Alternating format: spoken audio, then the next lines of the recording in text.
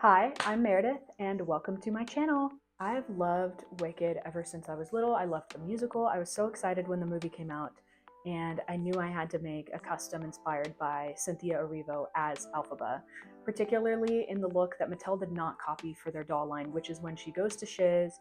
She's in her all black outfit. She has the one braid, the glasses, the wizard and I outfit, so to say. I like when she's young, hopeful, and so I kind of wanted to emulate that in this doll. If you want to see more of my doll content, you can head over to my TikTok, but otherwise, let's get right into it.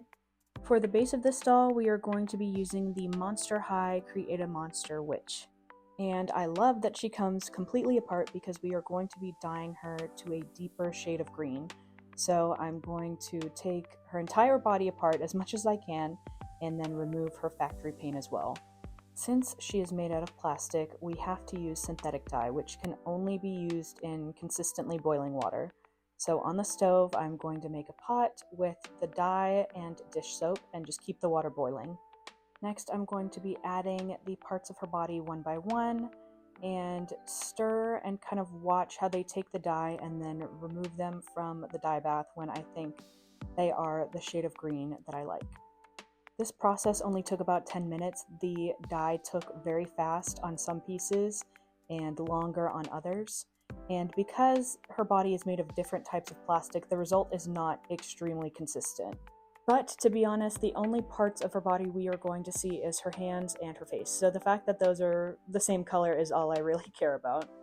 Since we are going to be doing her reroot from scratch, I used a white colored pencil to plan her hairline and her part, and then took an awl and poked holes where I wanted the plugs to go. Also, in the future, I will definitely change my filming angle or the zoom or something, because my hair or face is in at least 70% of these clips. Anyway, moving on, we are going to be using a mix of Mod Podge and black paint to paint her scalp and make sure that none of the original skin color is seen underneath her hair. And for her reroot, I am going to be using black Microbraids from Shimmerlocks. The shade is called Nightmare. And I know in the film she actually has dark brown hair, but I wanted it to be black. That was just my preference. So using the tool, we're going to put the plugs in one by one, and I ran into a dilemma with this wig cap. Every Create a Monster has it because they had interchangeable wigs. So what I'm going to be doing for this instead is taking a few strands, tying it together with thread, and then gluing it inside the little hole where the wig peg would go. I don't know what else to call it, this little hole right here. After she is fully rerooted, we are going to be using Fabri-Tac on the inside and using a Q-tip to make sure we've gotten every single hair, because they will come out if you do not glue them in. And here I am gluing the strands into the little hole in the wig cap, and it is kind of a bummer that she will not be having any hair around this little perimeter where the cap is, but thankfully her hairstyle alleviates that. After I've made sure that the strands are nice and secure in there, I am going to glue the wig cap back into her head. I waited for the glue to dry for 24 hours just to be sure that it was completely dry before moving on to the next step. But here is what she looks like so far. The body being a bunch of different kind of patchworky colors bothered me at first, but like I said, her outfit covers it. It's really not a big deal. For her face up, I tried to study a few photos from set to really kind of see what the tones were, how her eyebrows looked, what makeup she had on, to kind of base my sketch on. I drew her face with watercolor pencils in kind of dark green and black shades, and then I used mostly only acrylic paint to paint her features on. I used to go more heavy with the pencils, but I think the paint kind of gives more of the authentic Mattel look, where the pencils look like customs. That's not necessarily a bad thing. I just kind of prefer the more solid painted look. It's always hard to get the features as basically symmetrical as possible. So I kind of tried to just go slow. And then the only chalk or pigment I guess I used besides paint was eyeshadow, which I used for her contour and for kind of the blending of her eyeshadow at the very edge of her lid. I also tried to emulate the Create a Monster witch face, especially with these catch lights. And overall, I think she turned out pretty good. I'm pretty pleased with the face, even though it isn't 100% symmetrical.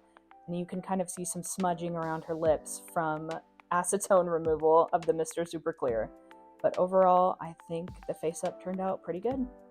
So the footage I got of me doing her hair did not turn out great. So I'll just quickly explain kind of what I did here. So I took a needle and thread and sewed her bangs down to the side to make sure that they had that nice sweep that they had in the movie. And I know in the movie her braid is like over the side. That was going to be too hard. We were not going to attempt to do that. I don't even remember at this point because it's been several months since I've made this doll. But I ended up kind of sewing the hair in place to cover the cap where her wig would have gone originally. So I tried my best to kind of conceal that, and then I just did a plain old French braid down the back. It took me a few tries to get it this clean, and then I just tied it off with an elastic and covered it in black thread. As I said in the beginning, the outfit I wanted to emulate was ELPHABA's very first outfit here. So we are starting off with the undershirt, and I used this pattern from Chellywood and altered it to have those really complicated puff sleeves. So I took the front and the back, made sure they were the shape I wanted, cut out this collar, which I'm going to be using as a mock neck, and then I also took the sleeve and kind of cut it apart and traced it into 3 different segments: the top kind of puffed shoulder, the more straight middle, and then the flared edges of the sleeve. So here you can see the pattern pieces I cut out: the front of the shirt, the back of the shirt, and the 3 pieces of the sleeve. After that, I cut out all the pieces from this really sheer black mesh, and I did not do a great job of filming because I filmed all the sewing in time-lapse, so you cannot see what I'm doing. But I essentially sewed the sleeves on and then folded the sleeves over and then sewed up the sides. And I also sewed her into this just to make sure it was extremely skin tight. It won't be needing to come off, so I sewed her into everything. For the dress, it's kind of an overall shape and secures in the front with buttons, so I'm just going to be drafting a quick pattern here of a sleeveless dress with a low square collar. I added a seam allowance and then cut it out and traced it on the other side where I made the back piece and just kept the neckline high. The fabric I used for this was a black jacquard, and I tried to keep the floral bits near the end to replicate the texture she has on the original dress. To fake a front closure, we are going to make another panel, which is about, I would say, like 52% of the front, hem the inside, and we will get back to it later.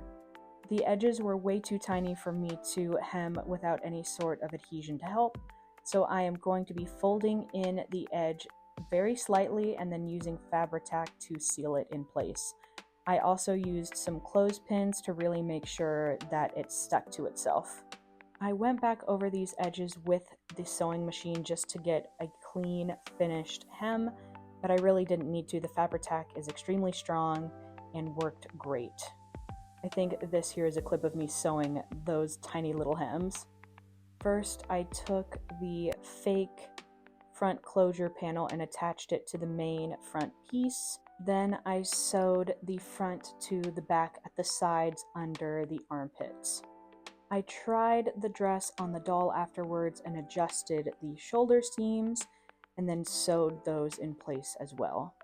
Since Monster High bodies are so skinny and we are working in such a small scale, I decided to make just one back piece and then cut it right up the middle. Since there is enough seam allowance on the sides, this means that we can take it in and still have room in the back for a nice clean hem. And then here you can see me sewing the nice clean hem. I kept trying the dress on the doll just to make sure it was fitting how I wanted, snug at the waist, but also not too tight under the arms. After that, I took it to the ironing board and just pressed the seams flat. After this, I don't show it, but I also hemmed the bottom edge. Then I cut away any loose threads that were still left over, and now it is time to add our buttons. I used these bigger check seed beads, marked where I wanted each button to go with the white pencil, and then sewed each button on by hand. I did not want to have the extra bulk of Velcros, and also I'm just lazy, so I sewed her into the dress as well. And here she is in the complete outfit. And her whole body is covered, so we're good. For the shoes, I actually used this pair, which came with the fake Wednesday Addams doll from Walmart. These are already great, but I don't love the texture, and I wanted to add the upward facing square tip of the shoe. So we are going to use a very sophisticated nail file here to sand off the texture. And then I used air dry foam clay to sculpt the tip of the boot and also tried to cover up as much of that kind of wood grain texture as I possibly could.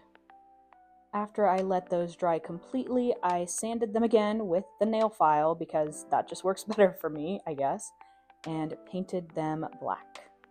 And of course, we cannot forget about her fabulous nails. So we are going to be using this thin, clear plastic, cut it into tiny little shapes, glue the plastic onto the tips of her fingers, and then paint them while they are on her hands. So the glasses I had a really difficult time with because I wanted to go with the screen accurate S shape for the frames. And so I got some custom designed for me and 3D printed, but I ended up breaking them. They were really fragile. I could not get them as perfectly crystal clear as I wanted. So I just ended up ordering some on Mercari. Like I said, I bought these on Mercari from Claire's Dolls. They're just a simple pair of round glasses. And this was the final accessory for ELPHABA to be done. So here she is, completely finished, decked out, accessorized. I also painted tiny little gold rings on her pinky like she had in the film as well. I love how simple she is, but I think those little details really make an impact. And that is how I made my ELPHABA. Currently, I have Glinda in the works. She's kind of next in my list of projects that I want to do. She's already been rerouted and repainted, so now we just kind of have to style her hair, do her outfit, the finishing touches, but other than that, you will see her very soon. But yeah, hopefully I will be making more long-form content soon, kind of showing you guys the projects that I've been working on, costumes, dolls, all sorts of different things. So stay tuned. Thank you for watching. Catch me on my TikTok, and I'll see you later.